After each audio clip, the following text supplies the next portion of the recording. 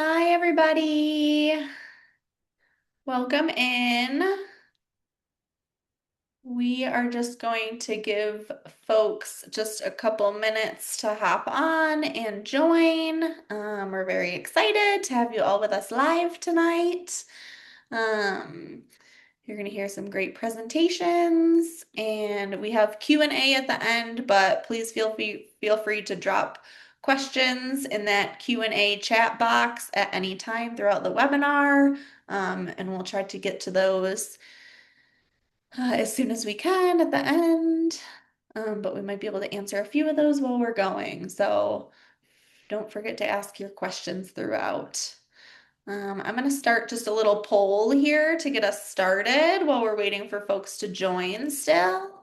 So there's three questions on there that you can scroll through that we're just kind of interested in hearing your feedback, where you stand on the climate crisis, level of concern, things like that. So be great to just get some answers in there while we're waiting to get started.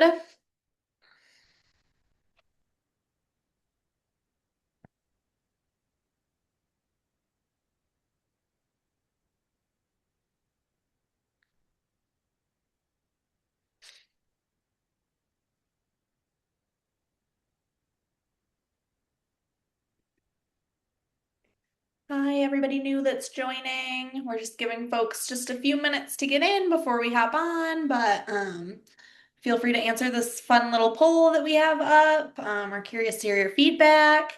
And don't forget to use that Q&A box throughout the webinar. We'll try to answer some of those questions live and answer some of them throughout the webinar. So drop questions in there whenever you have a question throughout the presentation. We're going to get started in just a minute. Thanks for filling out the little poll. These are interesting to see.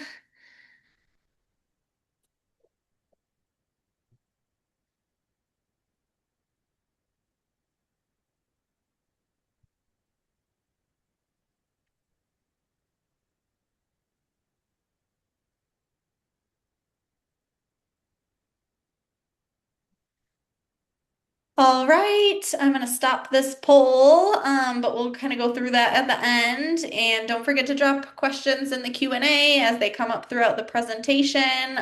Thank you all so much for joining. We're excited to chat with everybody, and these are important issues that we are ready and excited to dive into. So without further ado, I'm going to pass it over to Dr. Brian Moench. Thanks, Brandy. Thanks to all of you for joining us this evening. I'm Dr. Brian Moench, president of Utah Physicians for a Healthy Environment. We've been working on this issue almost since our inception. And tonight we're going to have a presentation that lasts about 45 minutes, and then we'll have hopefully some time afterwards for some questions and hopefully some answers from us. The climate crisis has been called the greatest public health threat of the 21st century by over 200 of the world's top medical journals. For decades, climate scientists have warned of massive, dire consequences to humans on every continent if we fail to stop the emissions of greenhouse gases. So, if we're going to face this situation rationally, we must start by being honest about why we are in this situation. And it is because our institutions are failing us. Certainly, our politicians are failing us. On one side of the aisle, the ideology is that the climate crisis isn't even real, it's a hoax. On the other side of the aisle, the strategy is let's not focus on it or even mention it much because it's not a winning election issue. The media is failing us despite massive extremes in weather. Uh, we're not advancing, Brandy.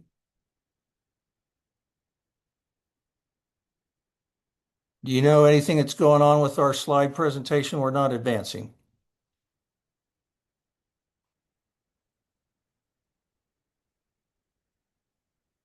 I'm going to stop sharing for just a second.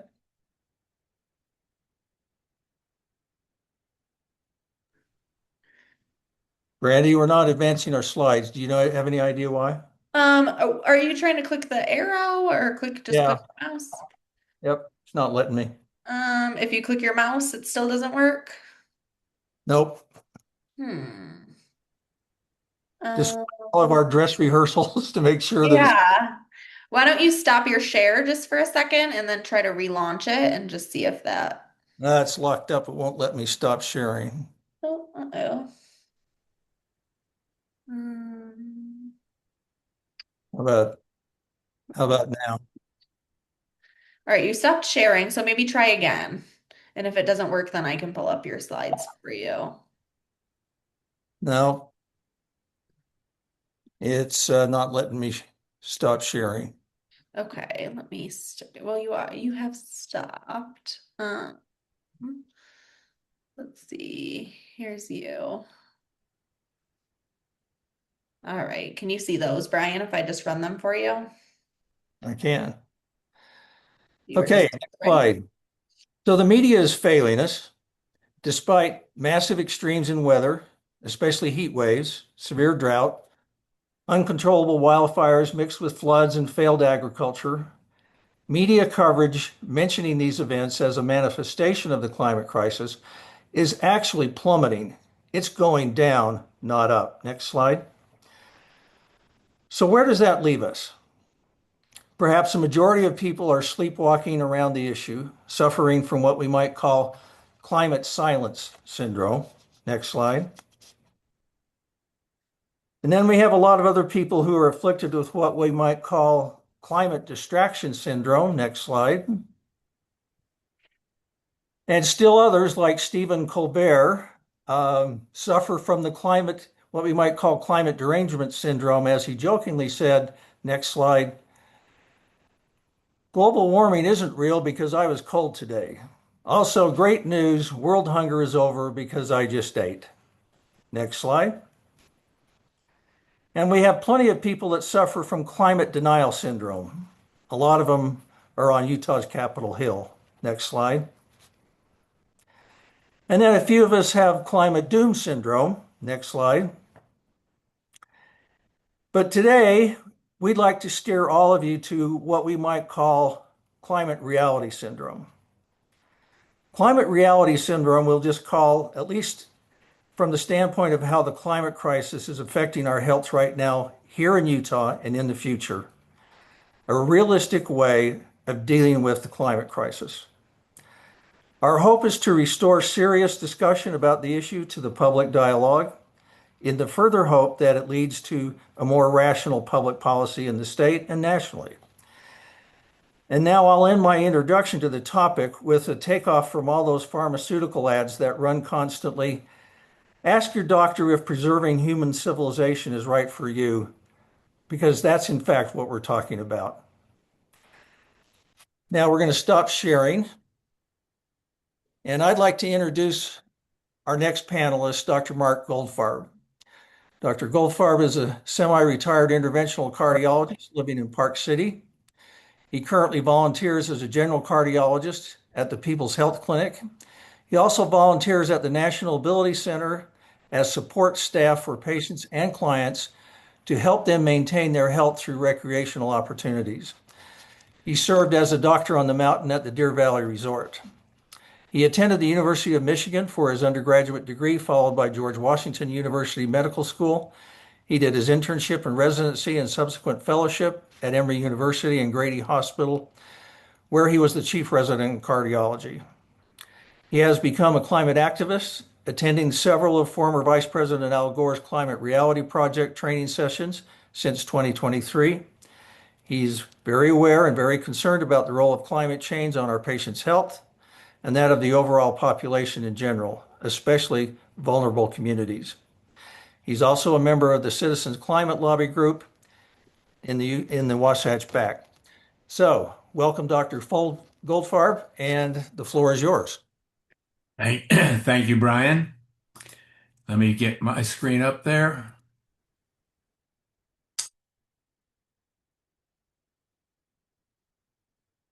Okay. So, thank you very much for everyone who's tuning in and listening. I appreciate your attention and support. While my focus is going to be primarily on Utah, the issues and trends can be found everywhere. So I'm going to cut to the chase with this first slide. Yes, climate change is real, and I'll add that it is accelerating at a pace that we had not predicted. It is not a hoax or a con job, as somebody famous in Washington, D.C. has claimed. I'm going to start off with some ominous quotes. Climate change is the single biggest health threat facing humanity. And another quote that's attributed to Obama, but in reality is Jay Inslee from the state of Washington, who said, "We are the first generation to feel the effects of climate change and the last generation that can do something about it." More importantly, we need to realize that climate change affects all of us. It should not be a divisive issue. It should not be a red or blue line divide. It affects our families, our friends, and our communities. I come to you today not only as a physician, but also as a father, a grandfather, a husband, and a community member. My goals today are to present you with scientific facts so you can make your own decisions. Because individually and collectively, we can make a difference, although time is running out. My question to you is, what do you want your legacy to be? What will you leave your children and grandchildren? These are my identical twin granddaughters, and I want to do something, however small that is, to make sure in some way that they find a healthier world when they grow up. My personal climate journey started back in 2006. I saw An Inconvenient Truth by the former Vice President Al Gore, and I was alarmed and concerned, but I said, you know what? This is way in the distance. It's not going to affect me. In the interim years, we were neighbors just a few doors down in Nashville. We became friends. I was involved in the health care of some of his family members, and he proved to be my inspiration to build a LEED certified home. That's leadership and energy and environmental design, which some people may call net zero. But it felt good. It felt empowering.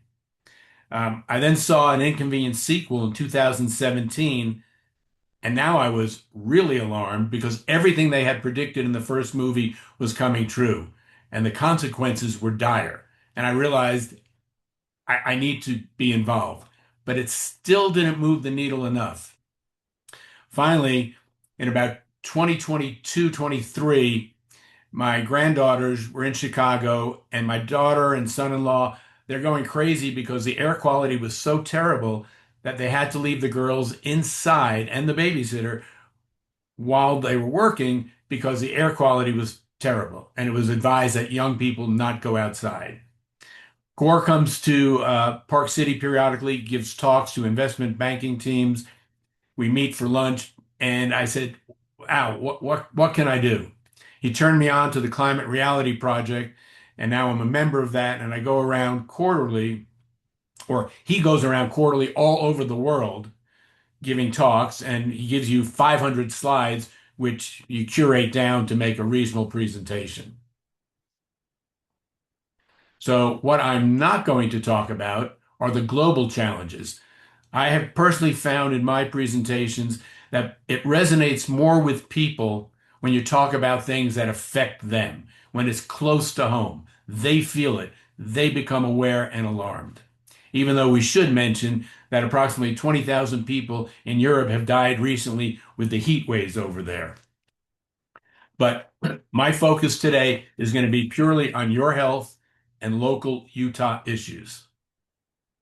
We're going to cover these issues in Utah: excessive heat and drought, wildfires, air pollution, the Great Salt Lake disappearing, plastic and microplastics, and data center concerns.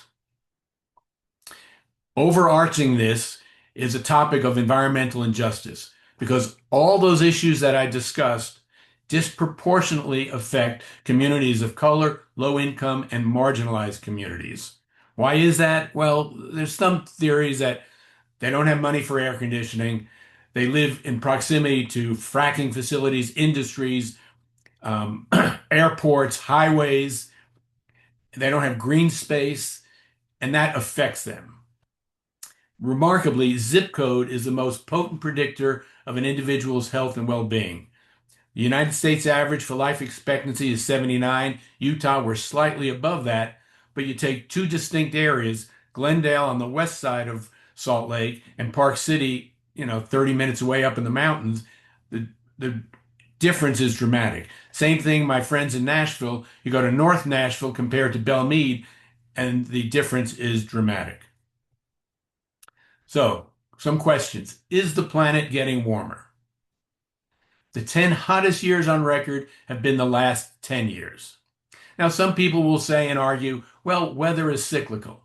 And I can't argue with that. Weather is cyclical, but climate is not. The trend is obvious.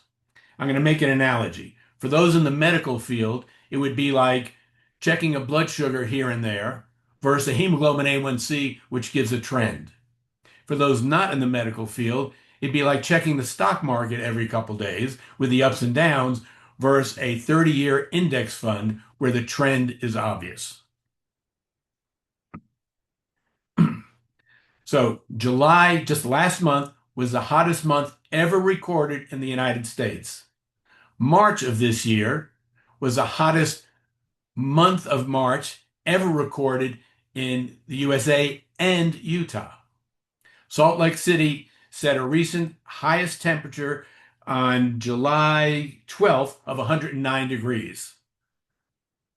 And they also had what's called the highest low. In the middle of the night, it only got down to 82 degrees, which is pretty unusual here.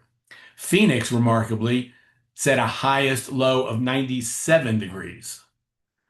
So it's getting hot. What happens when the temperatures rise? Well, heat warnings, yes.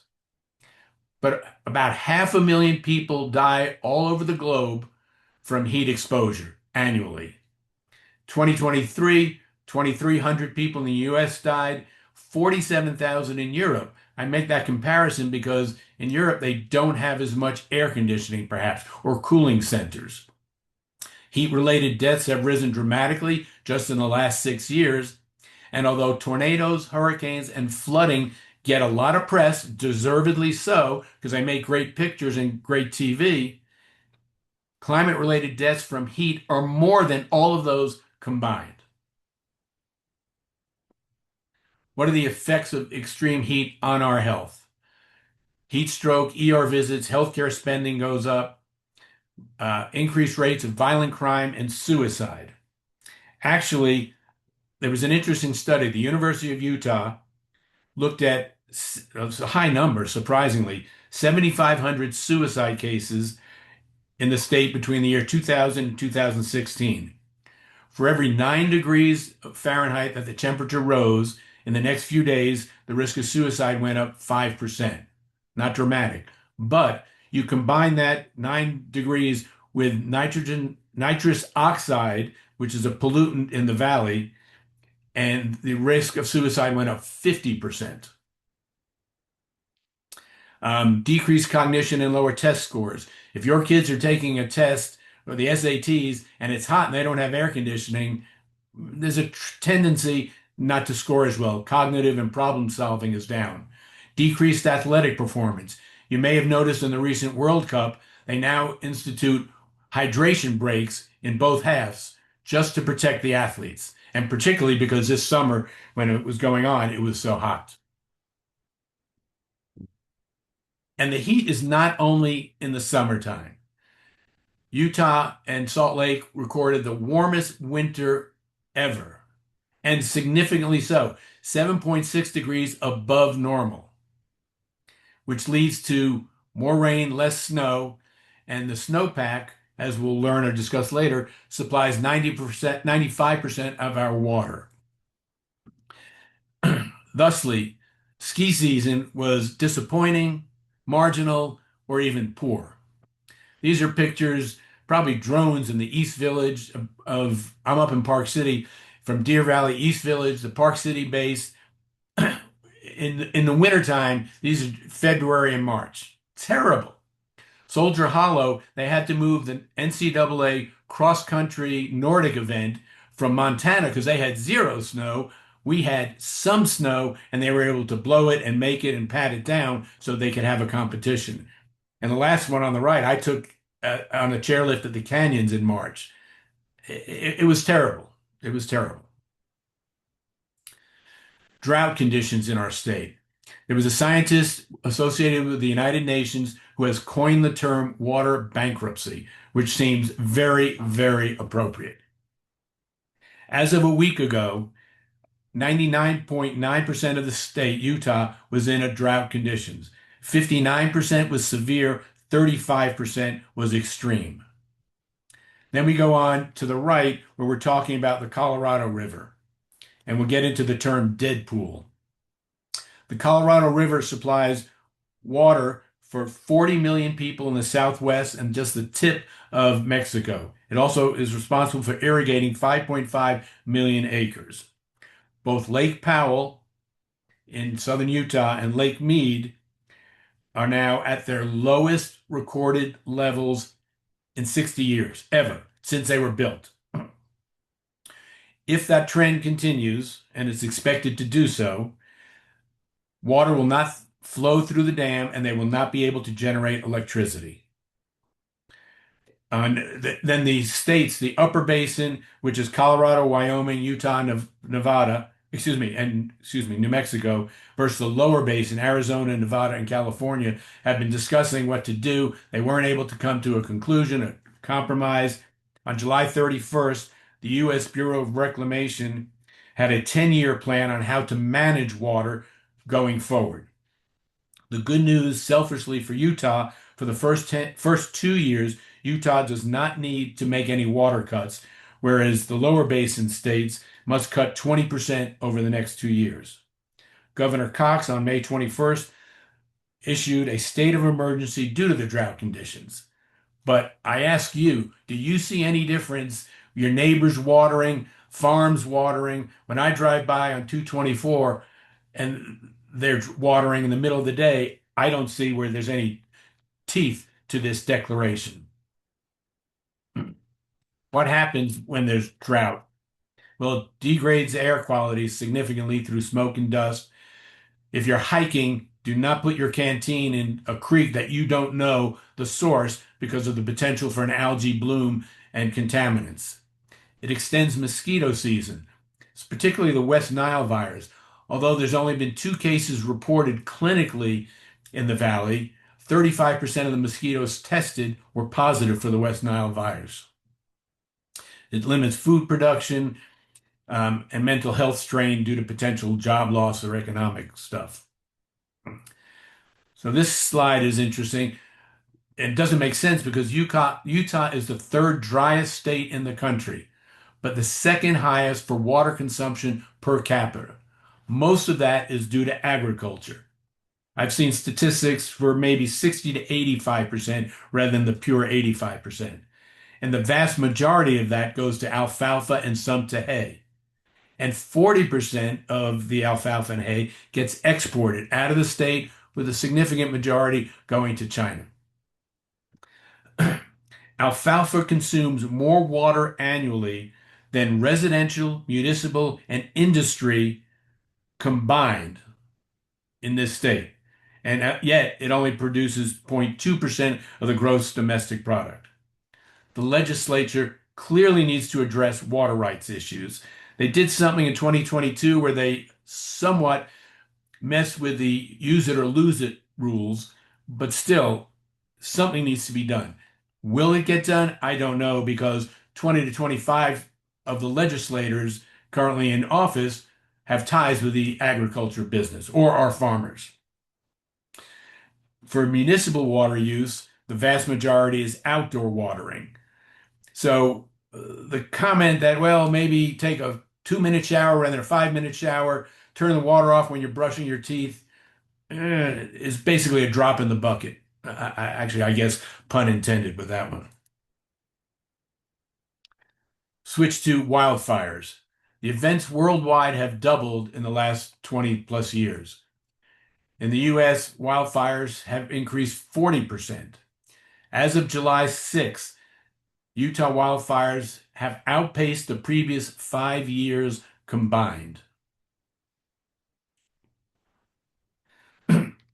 And there are currently, as of this week, approximately 49,000 wildfires have been in the United States this year, burning over 7.3 million acres. And it's also now harder to fight fires because the administration cut 5,800 Forest Service staff. Locally, the Bonneville fire is the left and the bottom right. That was just above the University of Utah and the medical center. The top right is the mouth of Parley's Canyon. They called it Mill Creek or Tanner Park fire. That would affect me because I drive that road to come up and down. And then Rocky Canyon fire, which has been raging for about 2 weeks. They just announced, I think it's 98+% contained. But we got an alert. It was a false alert, but it said evacuate now. They've apologized, etc. But something like that brings it close to home. One thing I would advise everybody is to get an app on your phone which announces the fire containment, where it's spreading, and pictures of it, which would give you alerts in advance. This is, and I also want to make it clear that climate change does not cause wildfires. It makes the conditions ripe, however, to increase intensity and spread and increases the wildfire season. It makes the increased temperatures, increased wind, low humidity, and dry brush make it possible for everything to happen. 80 to 85% of wildfires are human caused, most with careless cigarettes, fireworks, campfires unattended, downed power lines. Of that 80 to 85%, a fair proportion is due to arson, which is terrible, as we learned, I think, in the Pacific, one of the Pacific Palisades fires. Only 10 to 15% comes from lightning. This picture I wanted to bring up, it's a personal one, but I'll call it Idiot Mark number 1. I was setting out that morning to go on a bike ride. This is from my patio. I thought it's going to be a gorgeous day. The sky is orange. It's going to be beautiful. I did 15 miles. I come back. I tell my wife, I just couldn't keep up. I'm getting older. Well, dumb me. I'm getting wildfire smoke in my lungs, which is not good. And they've determined that particulate matter 2.5, as we'll get into, from wildfire smoke is probably 4 times more toxic than regular particulate matter 2.5. So, wildfire smoke can exacerbate and precipitate respiratory disease. It can increase the risk of heart attack, stroke, and rhythm issues. It burns cityscapes. My wife and I were visiting dear friends in Malibu last year, about a week after the Pacific Coast Highway opened again. We saw it was like apocalyptic what had happened on that road into those towns and villages. But wildfires that hit the city are different because they burn chemicals, they burn electronics, vehicles, the synthetic paints and carpets treatments. It's terrible. And there's increased risk of dementia. They're doing studies, it's not definitive, but they're leaning in that way. Inhaling wildfire smoke with an air quality index, and we'll get into that, over 300 is the equivalent of smoking a pack of cigarettes in a day. From the wildfire smokes about a month ago, Toronto, Minneapolis, and Detroit had an AQI over 500. Washington, D.C., the day or two after the fireworks display on July 4th, was close to 200. And after, once again, you see the fire results, here's an interesting fact, that because of heat, for every 1 degree Fahrenheit increased temperature, the atmosphere can hold 4% more moisture. So 3 degrees, it holds 12.5% more moisture. We get increased rain. The University of Utah and the Medical Center was very proactive after the Bonneville fire. They got volunteers. People were stacking in the bottom right sandbags along there and concrete barriers to prevent anticipation of rain that would potentially wash down to the medical center, which would disrupt healthcare dramatically. And then in Beaver, Utah, from the Cottonwood fires, that was followed by rain. 100 to 200 homes were damaged or destroyed. Switch gears to air pollution. Worldwide, it's estimated it kills 8.7 million people annually. It costs Utahns tons of money, and they say it shortens life expectancy by 2 years. Brigham Young University said, and I quote, 75% of Utahns potentially lose 1 year of life due to poor air quality. Is that you? That's a question. Salt Lake City has had the worst air pollution in the United States on multiple occasions, both summer and winter, as you can see. The reasons are a little bit different, but it sits in the valley. The warm air comes down in the winter and traps the cold air, so on and so forth. Salt Lake also had the worst air quality in the world on August 6th of 21. What are the causes? Well, once again, I'm going to argue a little bit with the statistics. Transportation on the left there, the mobile sources, I've seen anywhere from 48 to 62%. All the exhaust from our cars are basically killing us. Area sources, industry sources. The toxic chemicals, however, the overwhelming vast majority is from Rio Tinto Kennecott, the copper smelter plant, which is just south of Salt Lake City. That's very disturbing. And I was nauseated when I took my grandkids about 2 weeks ago to the Natural History Museum and saw their name, emblazoned on the facade. Nothing like trying to be nice when you're killing us. Utah currently rates number 2, was previously number 1 for the release of toxic chemicals per square miles.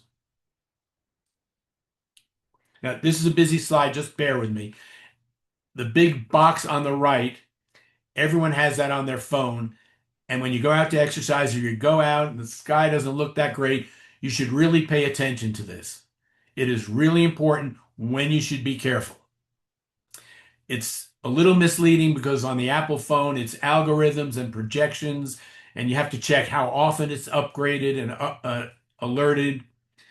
AirNow is considered, it's a government website, it's considered the gold standard. They have monitors all over, but you should probably check where the monitors are, how close they are to where you are working or exercising or living. AirUtah.gov is pretty good, but when I go there, they don't even have Summit County where I live. But a takeaway from this slide is, if you look at the left, what will be reported is the highest number. So here, ozone is 51. They'll report 51. It won't even mention, and you won't know unless you investigate, that PM 2.5 is 48, PM 10 is 33. So it's very misleading as to where things sit and what is considered safe or not. And I find it frustrating when I go on different sites and they give me a different number at each place. So you can only do your best. The American Lung Association has a page called State of the Air. Salt Lake City ranks 13th worst in the United States for ozone. The Salt Lake Provo-Orem area ranked 22nd in the U.S. for short-term particulate matter. I thought that slide was a good sarcastic slide, but I mean, could it be true? It remains to be determined. Go back a second. U.S. News and World Report recently listed Utah number 1 most desirable state 4 years in a row, although we're number 48 for environment. CNBC listed us 45th for environment based on air quality, access to healthcare, etc. So the bad news is no one's going to be moving to Utah and people are going to be leaving. I guess sarcastically, the lift lines will be shorter. But that's not really a funny joke. Sorry. Okay. Indoor air quality. You can't you can't hibernate inside your house and think you're going to be totally safe. We spend most of our time there, but 25% of outdoor pollution can still get inside. I would strongly recommend You do a blower test or hire a company to check out, are the door seals okay? Are the window seals okay? Are there cracks in the foundation? What can you do? Can you shut off dampers? You should put air conditioner in the recirc mode rather than getting the air from the outside. There's another source of potential problems for our health.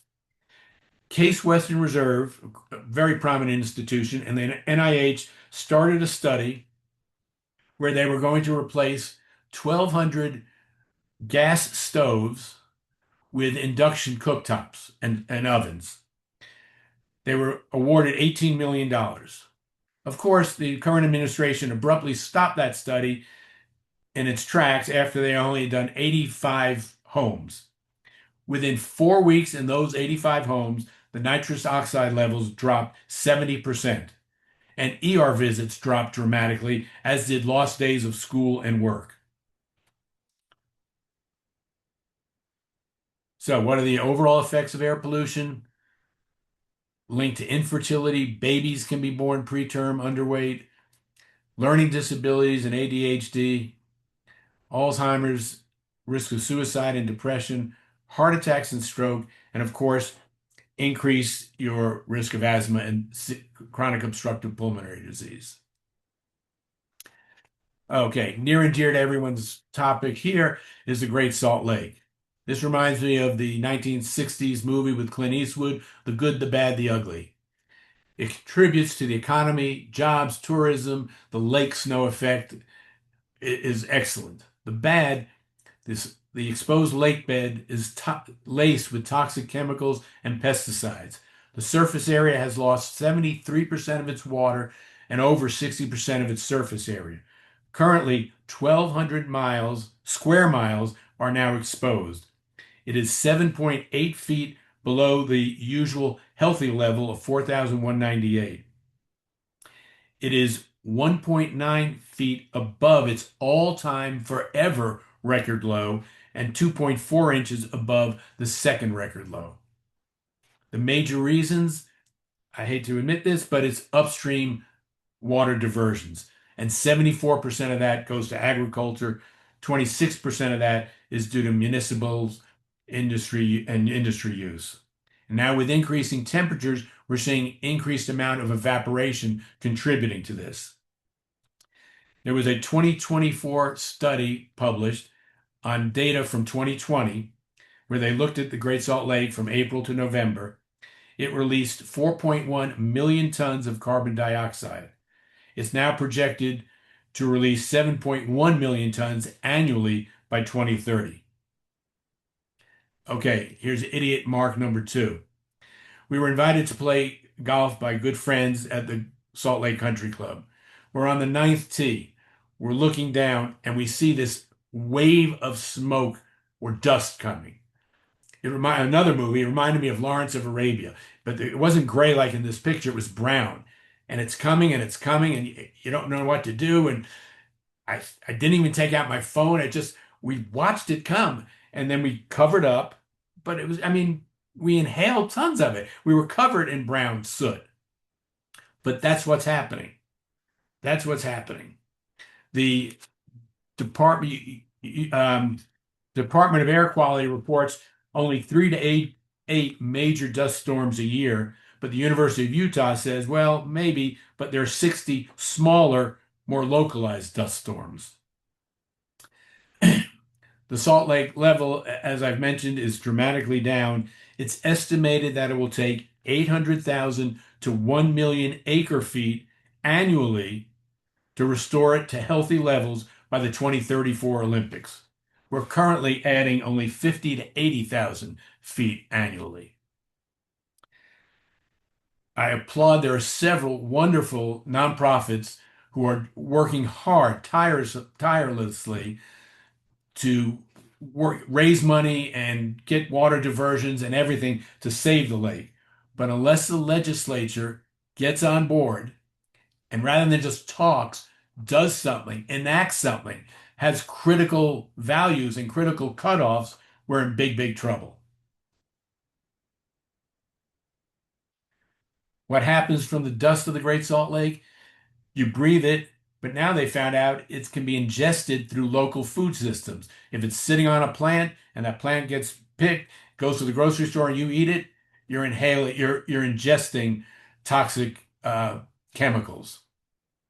Arsenic, lead, cadmium, uranium are the worst of them, and they can lead to developmental issues in babies in utero.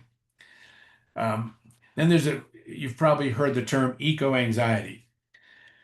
Um, Utah State University scientists did a survey, and they found that 35% of Utahns would consider moving due to the Great Salt Lake dust issues, and 73% expressed deep fear of toxic dust emissions and impact on our health. So I think the message is getting through. We now need people to act and act quickly and aggressively. I encourage everyone to see The Lake, which is a movie that came out from Sundance recently. It's quite good and enlightening. And then you can read this report by the Utah physicians, Utah Rivers Council, and the Great Salt Lake Waterkeeper. It's very detailed, but if you're interested, it'll give you a lot of information. This is one of Gore's favorite slides where, he uses the term as if it's an open sewer. All that pollution going up into the air, it creates thickens the ozone layer, so the pollution stays down rather than escaping. For those who don't know, it's probably a refresher for many of you. When we talk about fossil fuels, it's oil, coal, and natural gas. On the flip side, when we talk about renewables, it's solar, wind, geothermal, and hydroelectric. Utah, we currently generate power 47% from coal. The United States average is 12 to 15%. Now, while that's bad, a decade ago, we got our energy 75% from coal, so we're making progress. More good news, in May, just a few months ago, Utah, for the very first time, generated more electricity from solar than any other source. It was 33% versus 32% for natural gas and 28% for coal, which is wonderful. Wonderful. We pale compare it to California, which did over 50%, but we're moving in the right direction.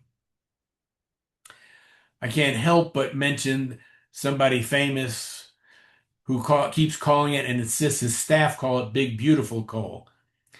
He and his administration has halted closure and extended the life of multiple coal plants. In Utah, it's the Huntington, the Hunter, and the Delta plants. They ordered the Department of Defense to purchase and utilize coal to produce electricity. It extended the compliance deadlines for coal plants to achieve zero discharge wastewater, and it opened millions of acres for coal mining. Why? This is antiquated. This is going to hurt all of us. Okay, calm down, Mark. Let's switch our gears to plastics. Until I started researching this, I was not aware that 99% of all our plastics are made from fossil fuels with polymerization and chemicals, but it's all basically from fossil fuels. If you think of your daily life, you wake up, toothbrush has nylon, which has plastic in it. The handle is plastic. All your body wash and shampoo is in a plastic container. Your exfoliant not only has in a plastic bottle, but has microplastics in it to help scrubbing. You go to breakfast, your cutting board is plastic. The juice bottle is plastic. Plastic containers. You go to the grocery store, plastic bags, plastic packaging, plastic trays. You go to lunch, plastic cups, straws, takeout containers. And you don't even see the plastic water bottles, which is probably our biggest exposure, which is worse when you leave it in a hot car. So, some statistics. 50% of all plastics are for single use only. The average lifespan of a plastic bag, which you probably don't need, is 12 minutes. The average American uses multiple plastic bottles, plastic bags, and we throw away 300 pounds of plastic annually. We were brought up, oh, recycle, you'll feel good. Well, that's great, but you have to recognize that only 5 to 6% of what we attempt to recycle really gets recycled. If you look at the life cycle of these plastics, particularly look at the bottom, a water bottle will last 450 years, possibly longer in a landfill if it gets buried and it's not exposed to sun and heat. Coffee pot, plastic cups, it's and plastics have been found at the highest levels at Mount Everest and the lowest levels in the Marianas Trench. Microplastics. When plastics break down, it becomes these little particles, tiny, tiny little particles. I thought it was comparable to a kernel of corn, but it's really maybe like a small sesame seed. It has been found that it's located in every single human organ and is associated with all these things on the right: weight gain, fertility, erectile dysfunction, cancers, dementia, autism, and developmental delay. How do we get microplastics? Well, we inhale it primarily from synthetics, also from tires burning in the streets and cities. We ingest it, seafood, fruits, vegetables that are contaminated, the bottles, as I've mentioned, and all these synthetic lycra, polyester, nylon. When I now go and take stuff out of the dryer, I will wear a mask. And sometimes, if it's bad, gloves. You can go to Plastic Free Future, and that is a great website which will give you some insight into where the plastics are. The concentration of micro and nanoplastics has increased dramatically in the last several years, on the picture on the left. On the right, there was a 2019 study which said we ingest a credit card's worth of microplastics a week. That's been refuted and cut down.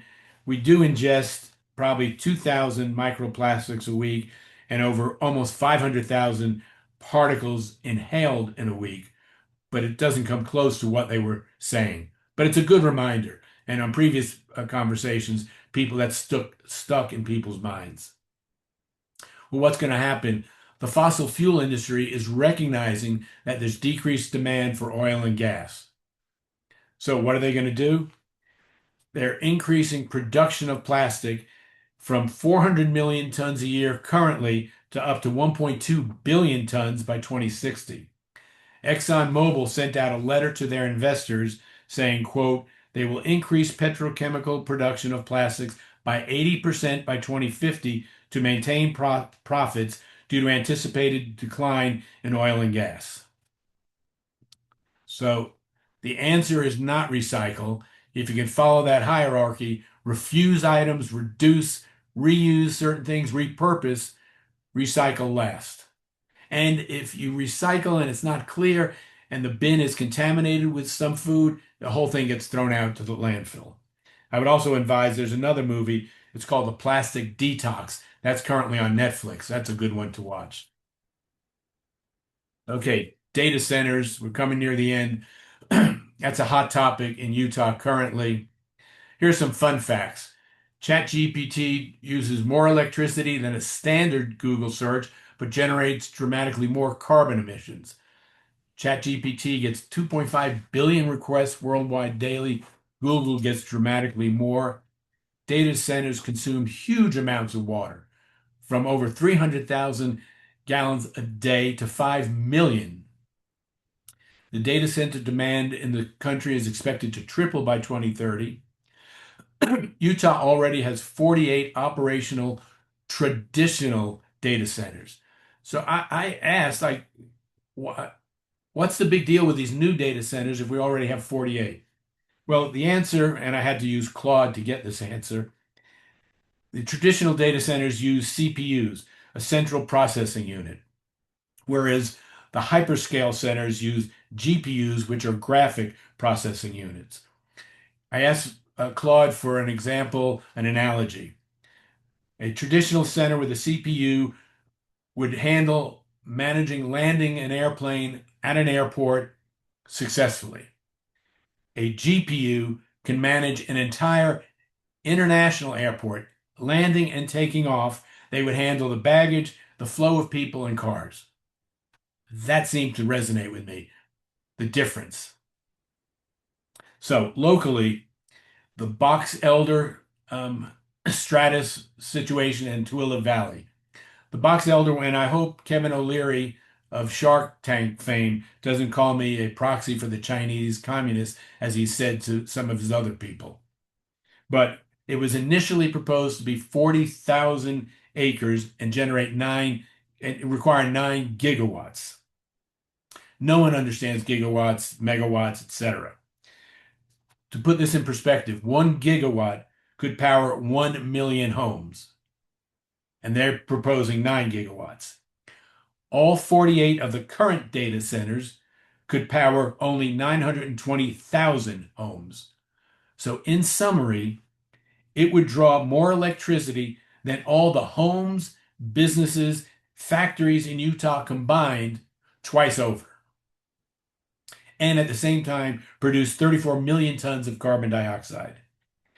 Depending on the cooling system, and there are two major types of cooling systems, it would increase emissions in the state, overall in the entire state, by 50 to 75% compared to 2023 numbers, depending on which system they used.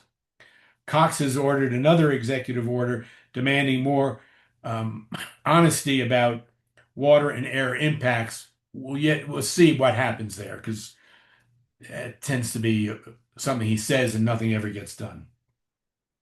The water that a hyperscale facility uses is the same amount of water as a mid-sized city does in an average day.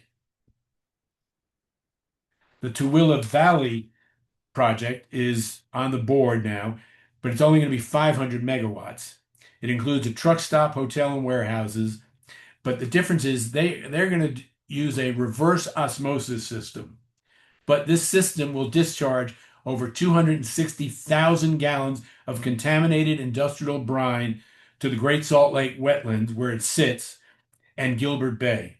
And some water will get into the groundwater, which will then go to the Great Salt Lake, which is a disaster in progress.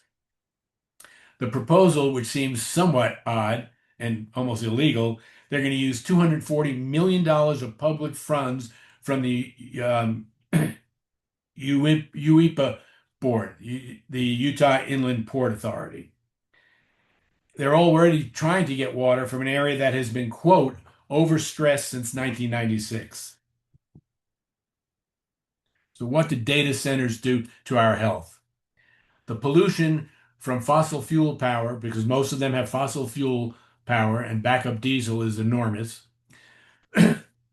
It's projected that there's a study that's been projected, if the current growth of all data centers in the United States continue, by 2028, which is coming up, they'll contribute to 600,000 more asthma cases and 1,300 premature deaths. The noise pollution, a hyperscale center like these proposals, are as loud as a major airport, but they run 24/7. The water contamination we've discussed. Local heat island effects. A Utah State scientist predicted that the heat generated from these hyperscale centers could increase local daytime temperatures 4 degrees and nighttime temperatures 28 degrees, which seems excessive. He said the heat equivalent would be the same as 23 atomic bombs going off daily. So we need more data before these are approved. For the first time ever, in a joint statement, the American College of Cardiology, the American Heart Association, the European Society of Cardiology, and the World Heart Federation released a statement recognizing environmental stressors, heat, air, water, and chemical pollution, plastic exposure, and wildfire smoke as true risk factors for cardiovascular disease, to go along with traditional risk factors, high blood pressure, high cholesterol, diabetes, and tobacco. That is a dramatic statement.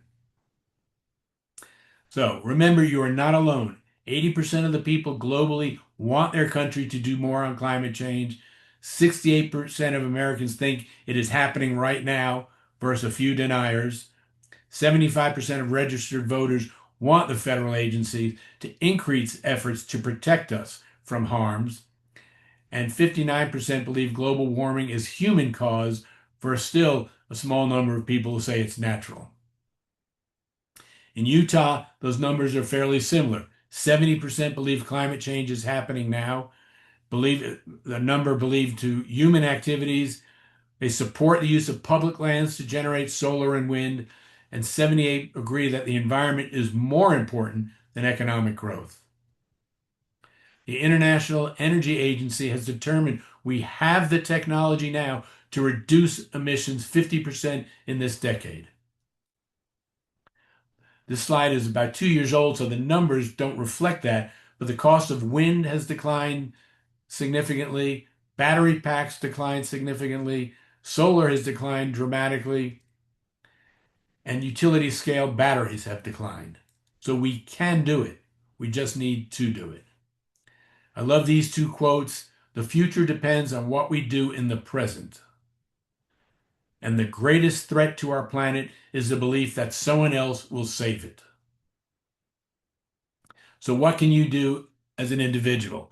Well, you can consider using mass transit, try to carpool, walk, use a bike or an e-bike, compost, and limit sending things to the landfill. The average American literally generates 5 pounds of waste daily. Hopefully, about 32% is diverted to either composting or recycling. In Salt Lake County, that's 36%. In Summit County and Park City, we generate, this is terrible, 7.6 pounds of waste daily, and we only divert 12%. Shame on us. It's terrible. See if your local area has a zero waste initiative. Be aware of decrease your plastic exposure, refuse things. You don't need the plastic utensils when they give it to you. You can ask for compostable cups at many locations. If you see that the garbage is contaminated, take that plastic home with you and make sure it gets to the appropriate recycling facility. I mentioned the shedding of microplastics. With polyester, spandex, and lycra, all that stuff you see in that bottom right there, that has microplastics. Use gloves, use a mask, be careful. And we now have 4 air purifiers located in the house that run 24/7 to hopefully protect us. Because I know with the fires, it doesn't have to be right here. The fires in Siberia made it in 23, made it to Seattle and Alaska. The fires in Washington State and Oregon now are making it to us. So you need to be proactive and protect yourself. Be prepared for excessive heat, hydrate and act accordingly. Have an evacuation plan because when stuff goes down, everyone's in panic mode and you're not thinking. So have something typed out, have certain things that you must take with you, and follow that plan. Fire mitigation is critical. We just had a company come to the house and we removed mulch along the house. They cut tree limbs near the house and the property. And the most important thing is because embers fly from home to home, they replace the soffit fence with something better that will, when it heats up, it closes off so the embers can't get into the attic. Check the AQI, as I've mentioned. Share your knowledge with your friends and neighbors. And as Gore says, vote like your world depends on it. Because, baby, this problem ain't going away. So thank you very, very much for your attention. I will stop sharing now, if I can. Stop sharing. And now I'm back with Brian and Brandy, and we're happy to answer questions. Great. Thank you so much, Mark. That was interesting and terrifying. But great presentation, both of you. We're gonna try to answer a couple of questions quickly here. I know we're kind of wrapping up to the end of our time. If we don't get to your question, we will follow up with you and send out answers to these questions as a follow-up to everybody that's on with us. If you have an additional question, please go ahead and pop it in the chat now so we can make sure we try to get to it now or later. I'm going to direct this first question to Dr. Moench. There's a couple people asking about how do we get Utah legislators and climate deniers. How do we get those people in our lives and in our government to listen to this information, understand this information, and actually do something about it? Well, that's probably the key to to whether or not we can politically come to some sort of generalized understanding within society that this is a problem that not only can be solved but must be solved. I I think everybody who's concerned about this issue needs to take heart about how the public has perceived and addressed and become engaged in the issue of AI data centers. For the first time in the 20 years that I've been doing this environmental advocacy on a full-time or a part-time or full-time basis now, we're seeing people across the political spectrum really care about the environmental impacts of these AI data centers. Now, AI data centers are also issues regarding sociology with regard to people's possibility for employment. There are issues for regarding public surveillance. There are issues regarding even whether or not it's an existential threat to allow that kind of intelligence to proliferate and whether or not that really presents a threat to humanity in general. I've heard computer scientists say, well, it's only a 3% chance of total destruction of the world. Well, 3% chance is not very comforting. The point is, all of these issues are bundled into the issue of AI data centers. But across the political spectrum, people are mobilizing to oppose them. In fact, a study was just published today that shows that a lot of the polls that people may have been aware of last spring that said about 70% of the population throughout the country is opposed to a data center in their own neighborhood. Well, that number has even grown. So if the public actually gets mobilized and unified on some of these issues, we can really have some policy changes.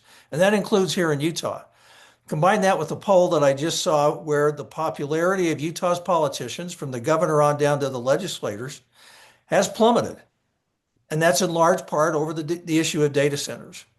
So, how do you push back against politicians who seem to be impervious to listening to facts and science?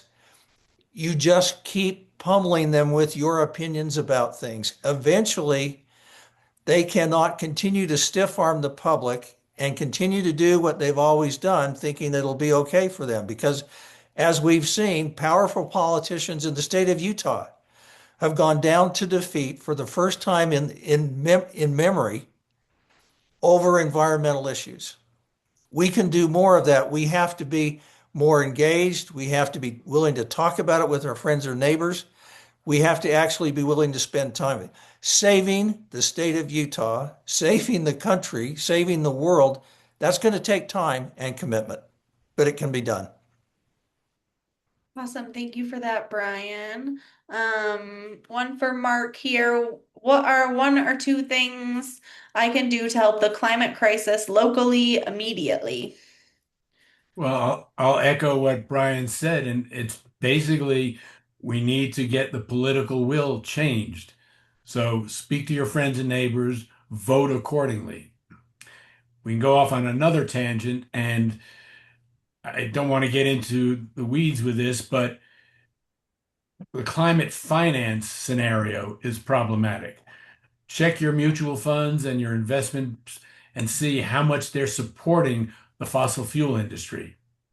And you can try to make it a clean investment portfolio without investing in these companies. And if everybody did that, or more people did that, they potentially would get the message. Brandy, can I just add one other thing that I forgot to mention with regard to the AI data center issue?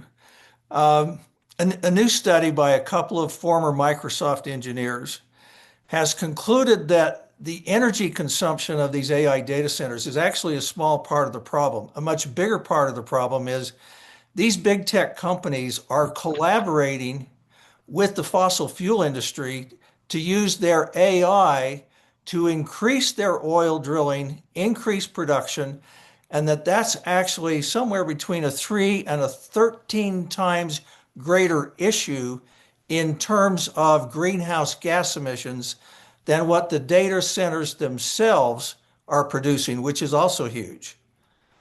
So the collaboration between big tech and the fossil fuel industry is perhaps the greatest threat to us. Thank you so much, both of you. I think just out of respect for everybody's time, we are going to wrap it up there. But like I said, if you have unanswered questions that are in the chat, we will be responding to you. We did record this presentation, so we will send that out to everybody here as well. We encourage you to share it as much as you're able to. And we thank you so much for joining us tonight, being engaged on these issues. We couldn't do the work that we do without your support and thoughtful residents like you who are involved on these issues. So thank you all so much, and be on the lookout for us to follow up on the rest of these questions and with the recording. Thanks, everybody. Thank Thank you very much. you.